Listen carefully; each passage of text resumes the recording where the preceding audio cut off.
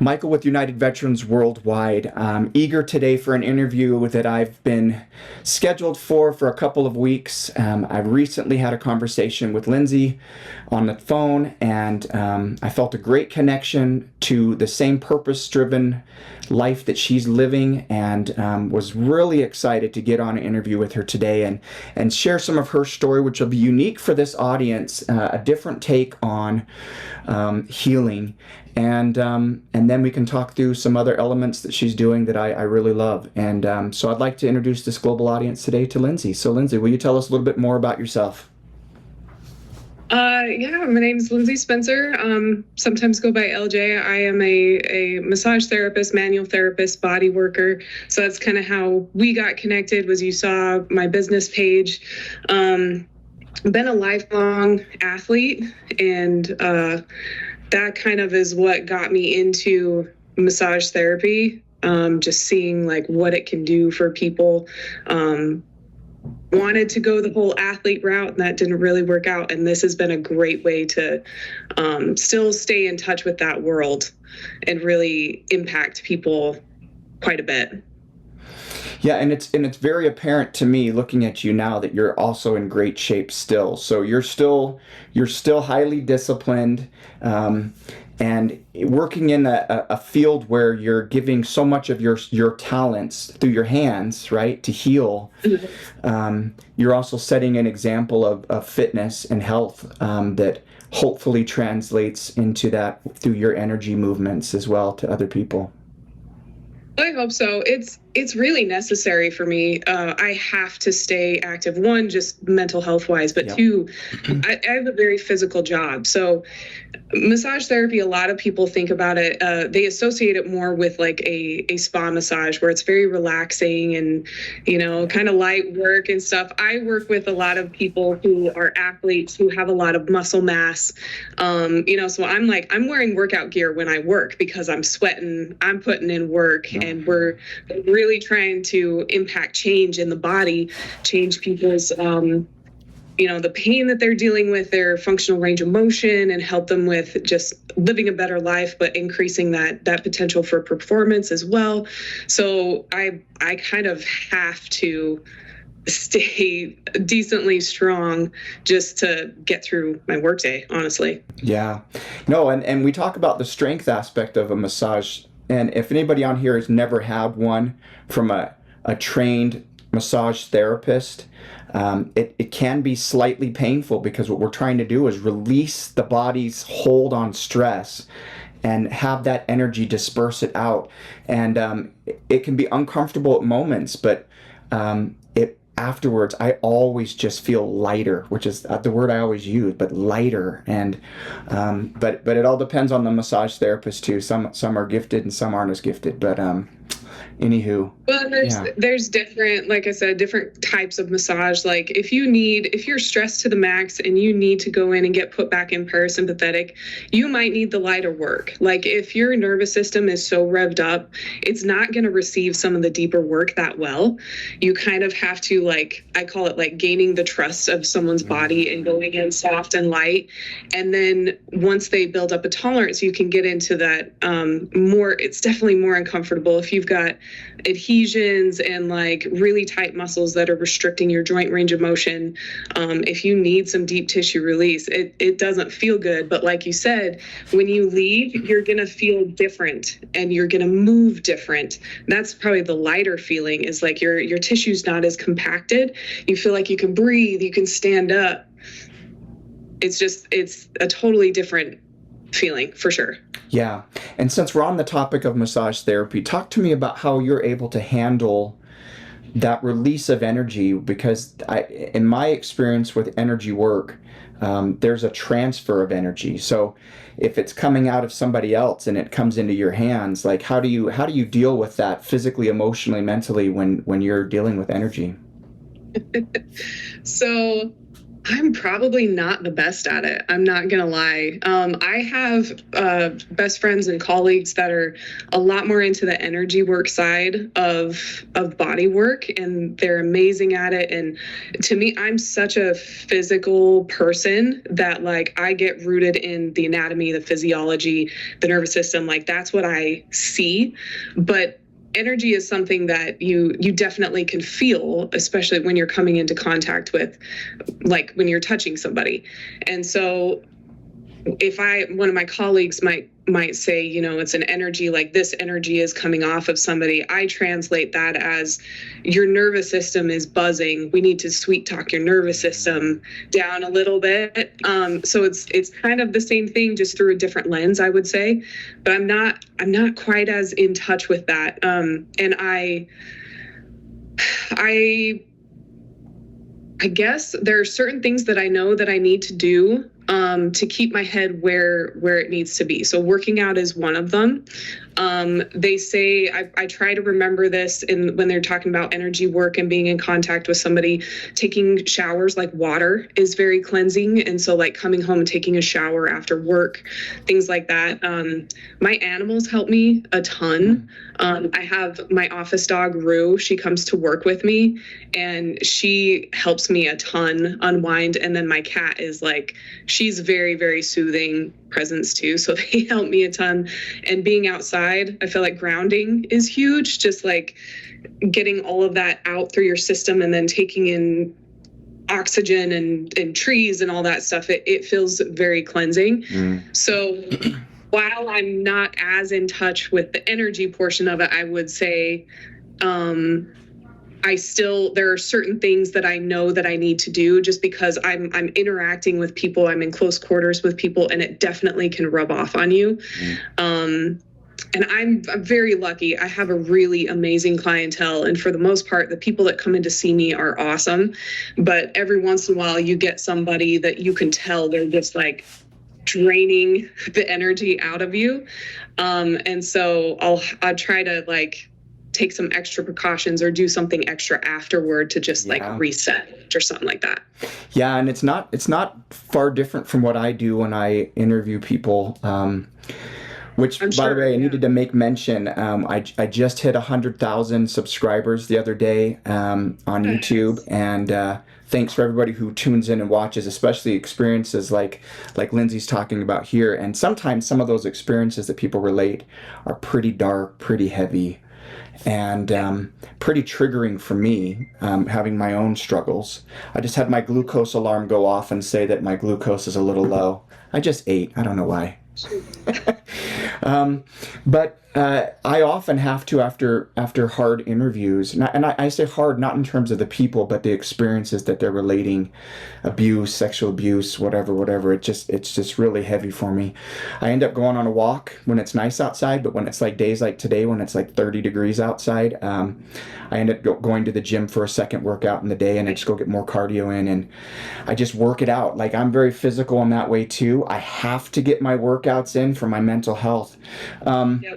I want to take you back in time, Lindsey, for a little bit, and let's go back as early as you feel like you need to help tell a story of how you got to where you got, athletic and fitness-wise, what that meant for you at the time, and then a transition from that environment and what it did for you mentally, positive or negative, and let's talk through some of those things.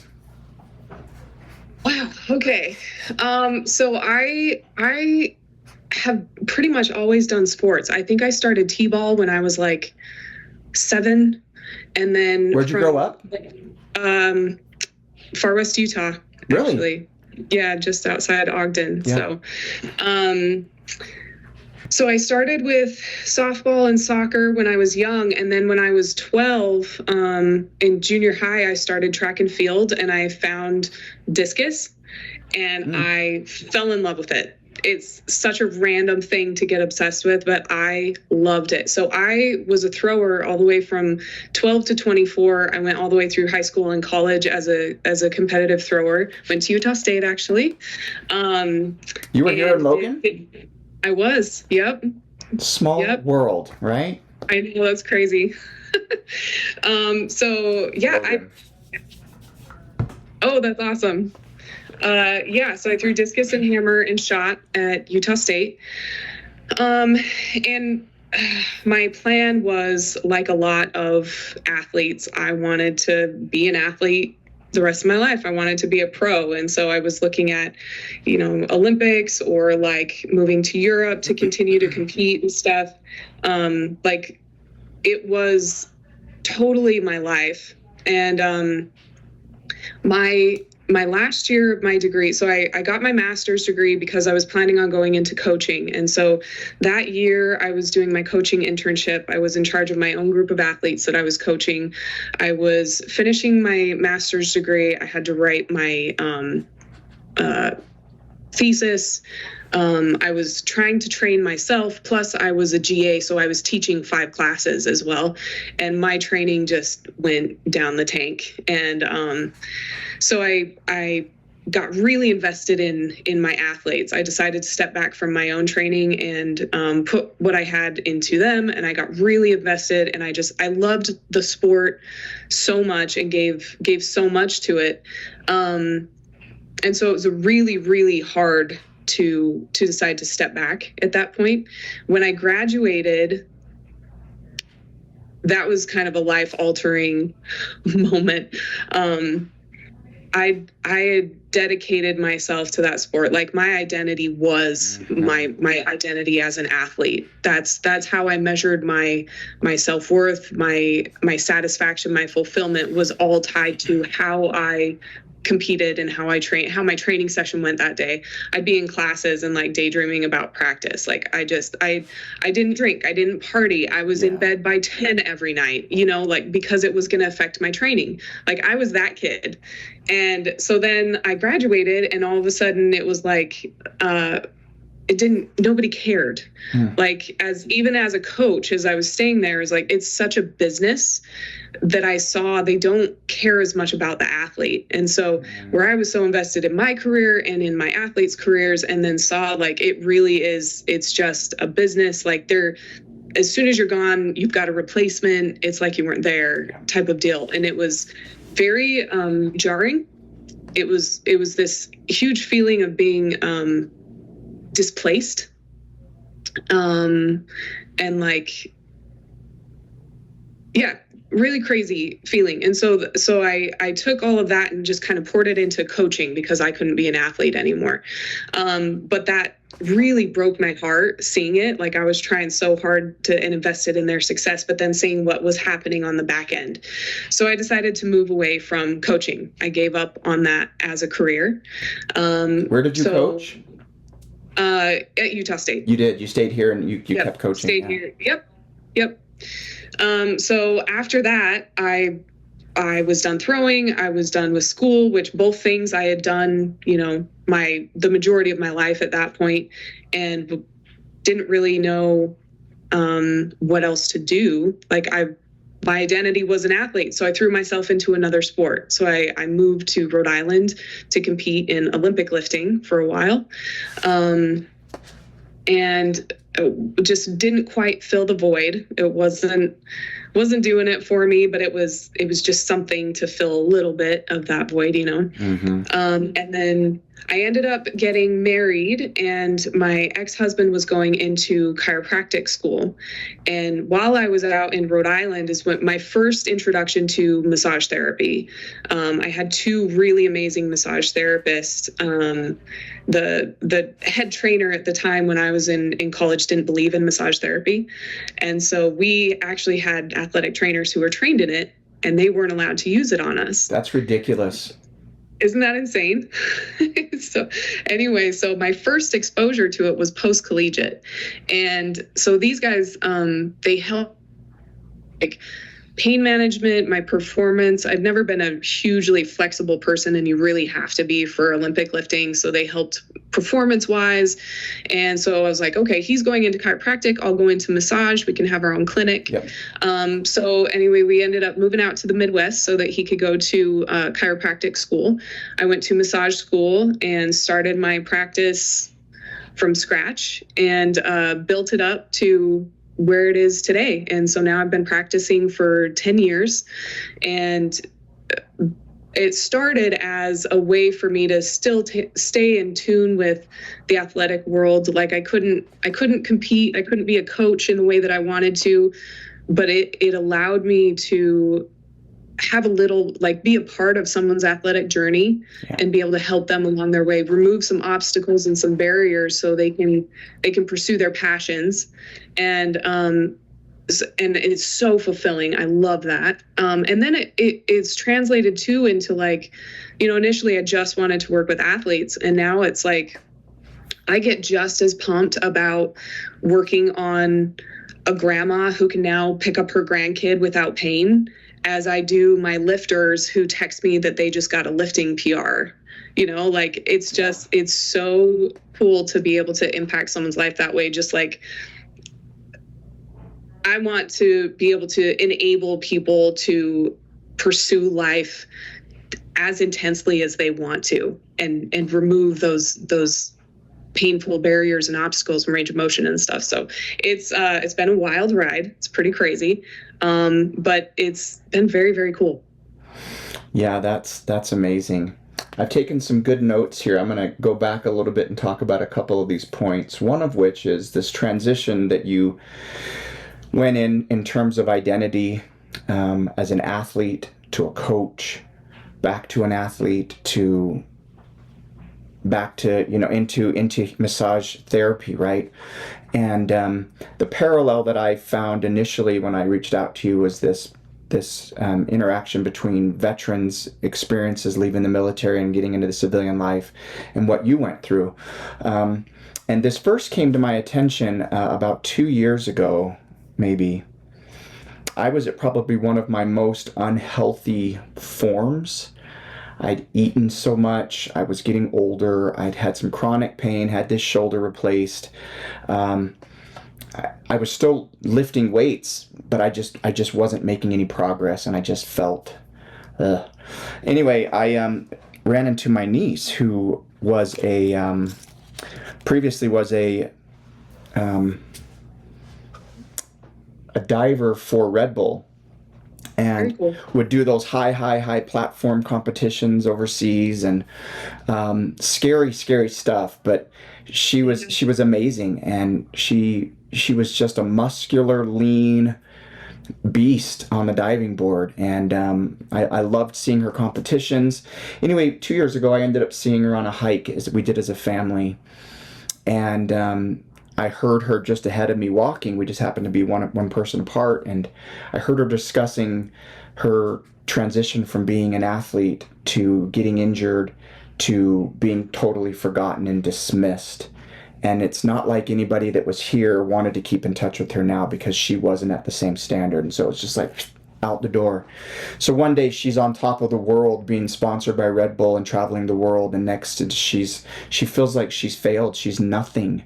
And I heard her say it, and I was like, oh, you and I need to talk for a second. And I shared with her my experience leaving the special operations community and getting into the civilian world, and not fitting in exactly where I felt I wanted to be. And I said it was a loss of identity, loss of purpose, loss of motivation, all of these things combined. And so your story that you share, Lindsey, it really resonates with me, because I've been there. And what you didn't say, what I'll say myself, is like I spiraled mentally very fast into dark places, because I really did feel alone. Now, mind you, I've got a great family, a great wife, great kids, a great community, but it didn't matter. I was struggling so badly because I felt like I was done. If there's ever anybody who's listening today and feels like what you did in the past was greater than what you have to look forward to, that's a hard place to sit. Yeah. And it's not necessarily even true. Let me add that. So Yeah. If I can just talk to your experience, you transitioned into these different roles, eventually finding, well, you may not have even known that you had gifts with your hands to help heal. And No.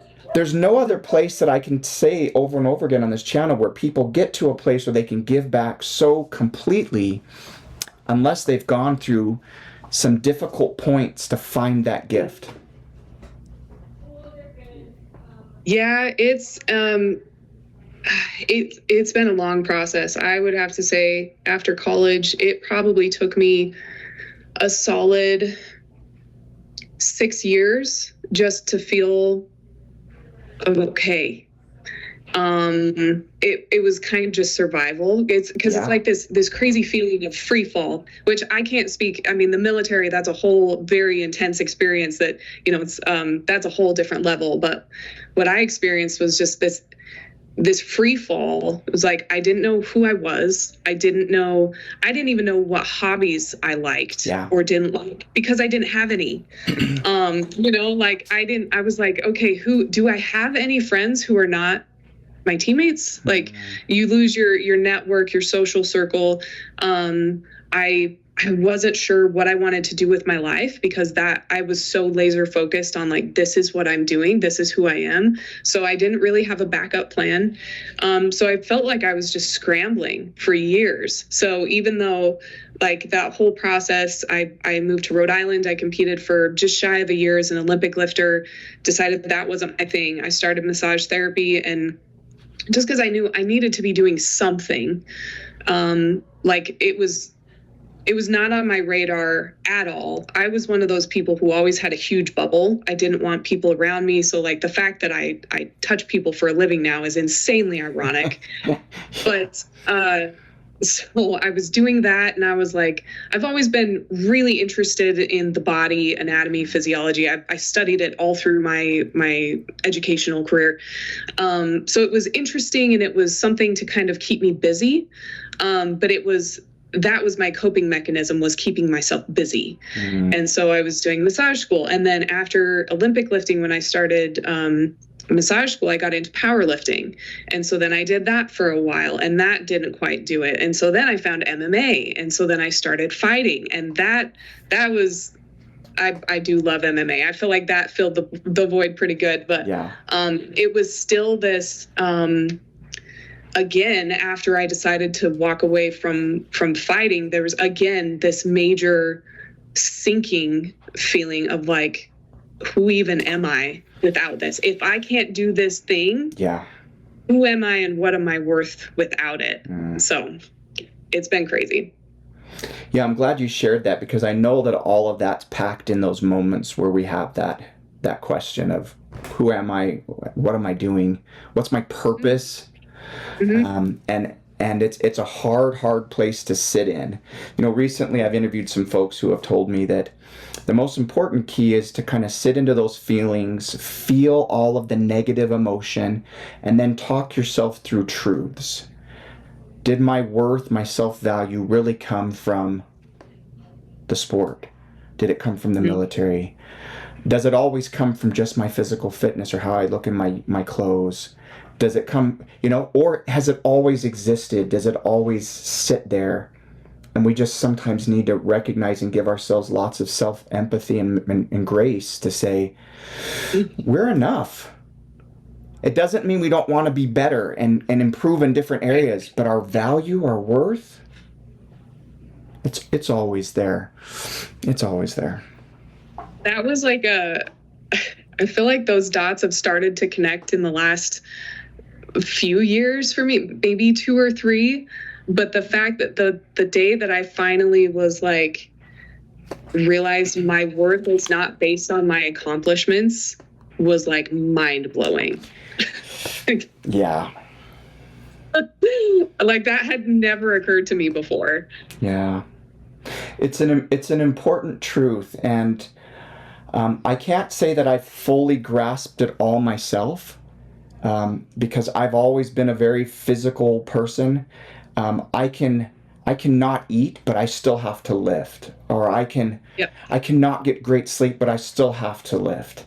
And my wife often says these same words to me, like, Michael, you're not a soldier anymore. And I said, says who? Yeah. I still am. and I'll forever be an athlete in terms of wanting my physical body to develop.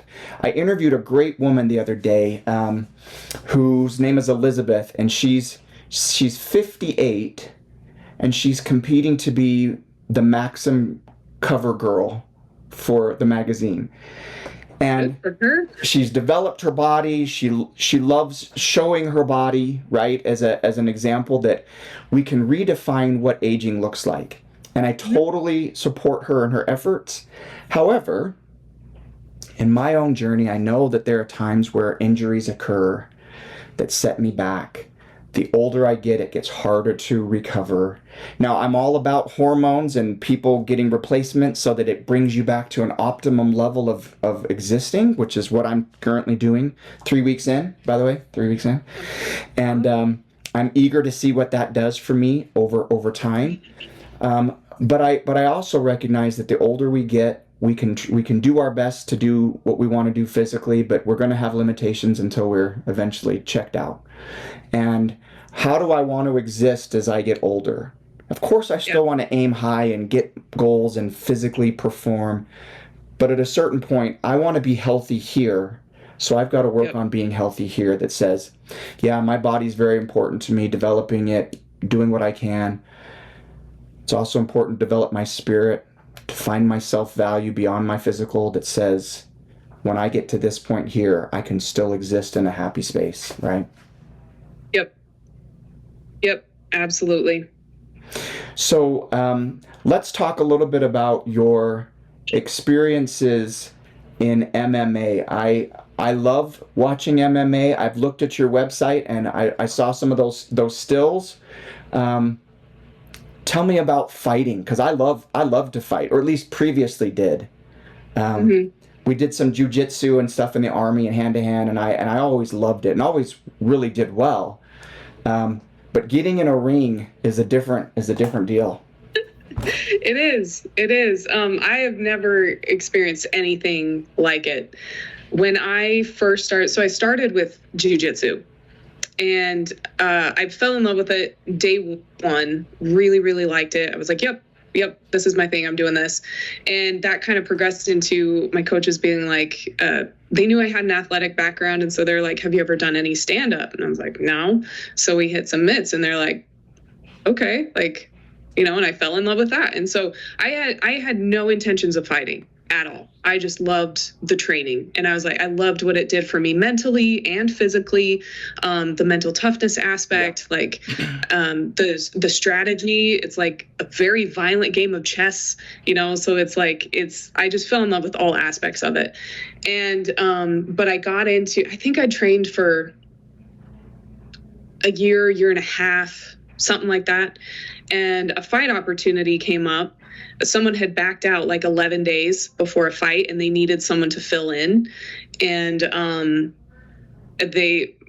my coaches were like, you could probably do it. Like, you think you'd do all right. And so in my mind, I was like, well, I have to test myself. I've been training for this long. That's the only way I can test myself. And so I jumped into a fight camp 11 days out from a fight. It was probably one of the worst experiences of my life. It was,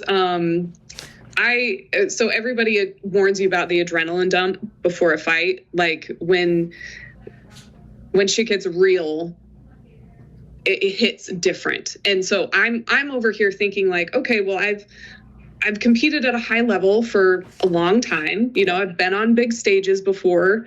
I've felt that jittery, like anxious, where you're like having a hard time controlling your hands. I was like, I learned how to work through that. I think I'll be okay with this.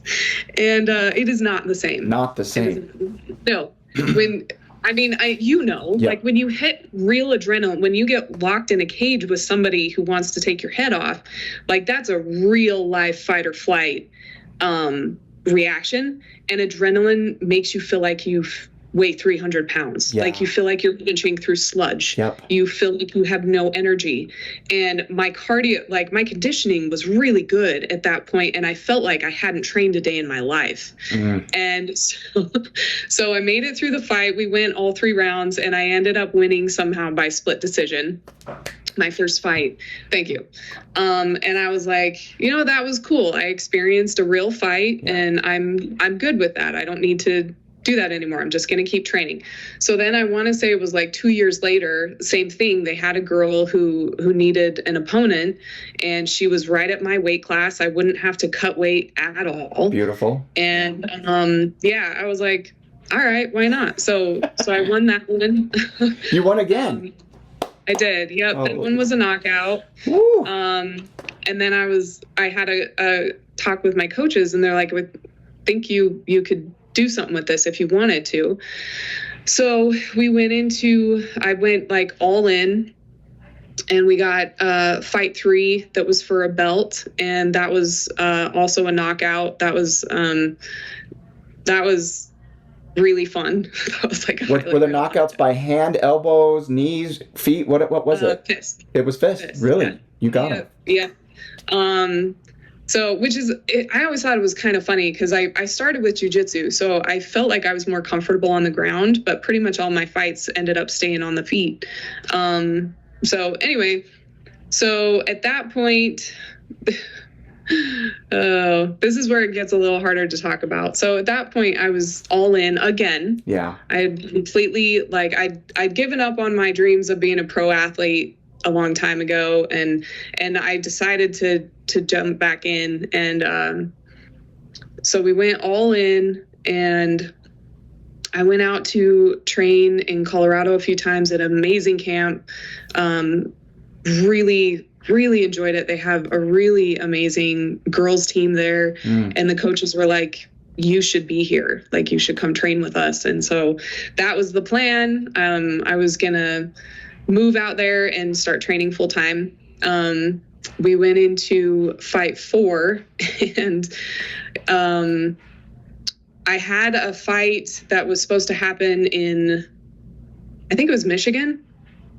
But so I dedicated to this fight, and then the girl backed out. But the promoter was like, don't worry about it. I'll get you somebody else. Keep training. So we get like another 2 or 3 weeks into camp, and I'm like, hey, I haven't seen any paperwork, just following up. And he's like, oh, well, I had somebody, and then they backed out. So don't worry about it. Keep training. I'll get somebody else for you. So this ends up going on for 3 months. And I'm in a legit fight camp. One of my coaches is notorious for like really brutal camps. And normally our camp length is like 2 months, 8 weeks. And so I'm 3 months in, and maintaining that peak for that long at that high intensity, I was so burned out. Like injury prone at that point. I just mentally, it was a struggle to just stay ready, and then someone found me a fight, and it was another month out. And at this point, I felt obligated to take it because the promoter had done a lot of work to try to get this fight for me. My coaches had invested all of that time in my camp. And so I did not want to take this fight, but I felt like I needed to. So by the time I got to it, I was just checked out. I just wanted it to be over, done. I remember telling one of my coaches wasn't able to be there that night, so I had my one coach for a corner, and I told him, like, I don't even want to be here. Like, and he was like, I know, I get it. It's been a long camp, but get in there, get it done, So I went in and just was not in it mentally at all.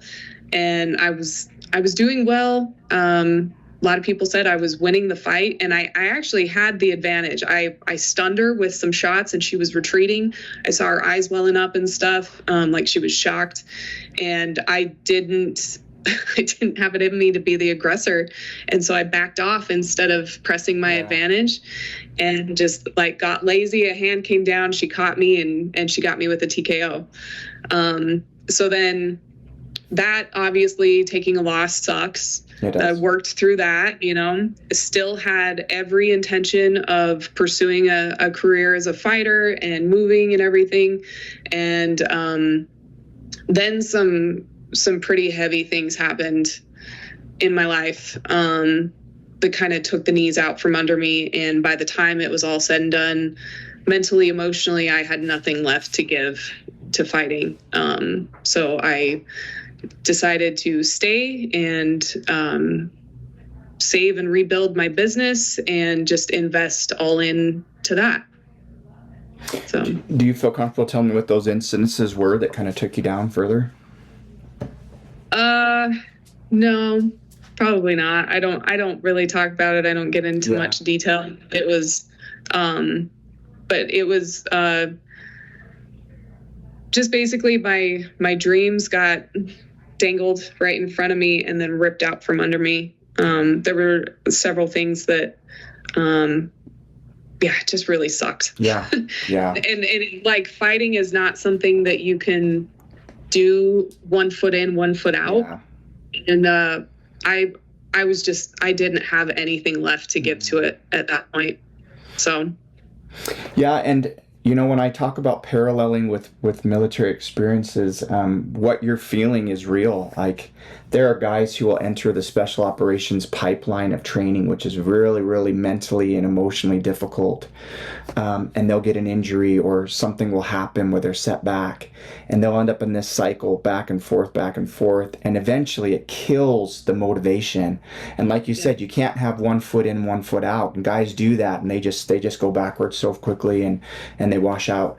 And had they not been injured in the first place or had some kind of a setback, they probably would have been pretty great operators and had great careers. So we understand from our standpoint what that looks like, what that feels like.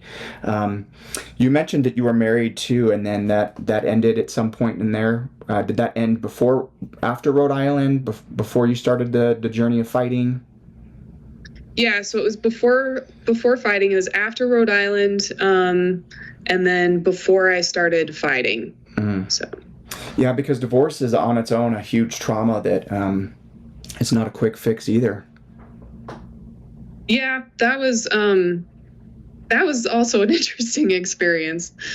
It's pretty life-changing. Like, it's the whole concept is weird. Like, you take two people who've been raised different ideas, and you try to create one cohesive life out of two. Yeah. and then all of a sudden you're separate again. And so it takes some recalibration, I feel like, both directions. Yeah, and people on this channel have expressed a feeling of letdown of dreams in that area too, because like, why couldn't I make it work? And this is another area where I encourage people to give a lot of grace to yourself and just put out the negative thoughts and look to the next great thing that will bring you that joy in life, because dwelling on the negative is hard and not necessarily helpful in that way. For sure. You've had an incredible story of mostly physical, and I'm amazed at your resilience to pick up and try something new. One of the things I often encourage people on this channel to do is to rediscover a purpose, rediscover joy, and it's always hard to get started. And I find some people who just get stuck, and they're like, nah, I'm not going to be successful. There's no way I can do that. And they limit themselves, and then thus they continue to spiral in this depressing and anxious state. And I just want to encourage people who are listening today who have felt some empathy for what Lindsey's experiences have been like, and if it resonates with you, know that there's hope in the journey, that there is recovery, that there are additional things that you can do that will bring you joy, and use gifts, and maybe even new gifts come out, and you can still help bless people's lives for good. And I don't know if there's anything better than a career in the service fields, which is what you're doing today, and hopefully what I continue to do on this channel with people too. So what's the way forward here? You started your business, you built it back up, and now you have this clientele that you see pretty regularly that are loyal and allow you to heal with your hands. What's the future hold for you?